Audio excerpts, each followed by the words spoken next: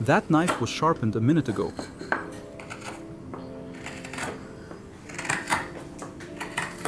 Sharpened, and it's still tearing.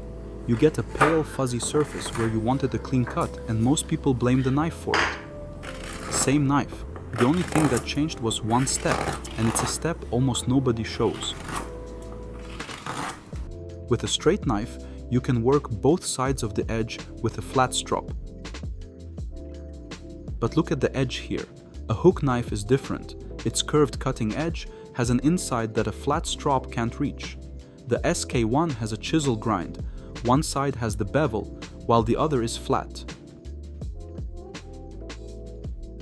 It comes with two grits, 600 and 1200. The other face is leather, and that's the one that takes the green polishing compound. It barely removes steel. It polishes. Think of it as roughly the equivalent of about 3000 grit. That's your finish. Now look at the shape, because this is the part that matters for a hook. Each face has a hollow running down the middle. Lay the outside of the blade into that hollow and it follows the curve. That's how you reach the bevel side, and each face has a rounded edge along the side. That one is for the inside of the hook. The curve of the edge sits on it, and the half you couldn't reach with a flat strop can now make proper contact. The same two shapes are on the sandpaper side, and the same two shapes are on the leather side. So whatever stage you're at, you can work both sides of the edge without changing tools. After sharpening the bevel, a tiny burr can remain along the opposite side of the edge. On a straight blade, that burr is easy to reach. But on a hook knife, it sits inside the curve, where a flat strop can't make proper contact. That's why you need a surface that follows the curve of the hook. The bevel is done. From here on, we don't touch it again. We work only the inside. There's the burr coming off, a tiny curl of steel, finer than a hair, still hanging right at the edge. That's what's been keeping the knife from cutting cleanly.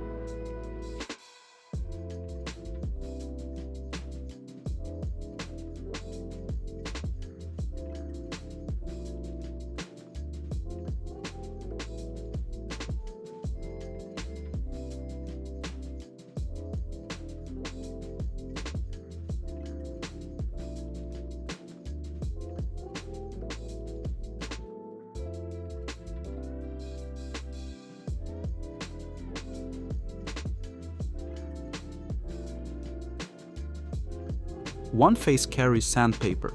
That's the abrasive side. It removes steel much like a sharpening stone does, and the paper can be replaced when it wears out.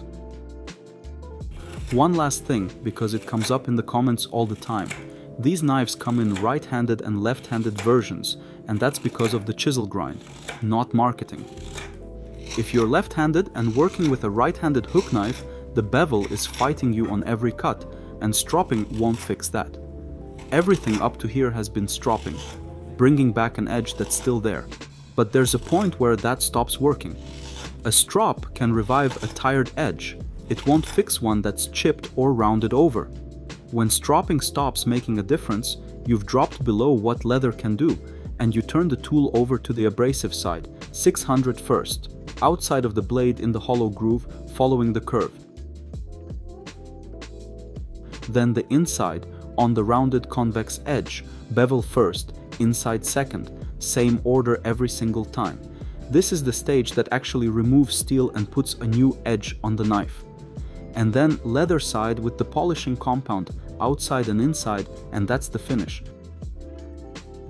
The abrasive side creates the edge, the leather side refines it. It removes the remaining burr and finishes it. For routine maintenance, most of the time the leather is all you'll need.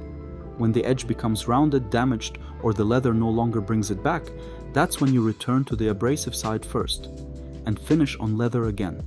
So here it is in a real bowl, at the speed it actually happens. Bevel first, and only as much as it needs. Then the inside, that's the half that gets skipped. There's no schedule for this. You go back to the leather when the knife starts dragging instead of slicing. And once you've felt that difference, you won't need anyone to tell you. And the wood keeps telling you, dark and even, the edge is fine.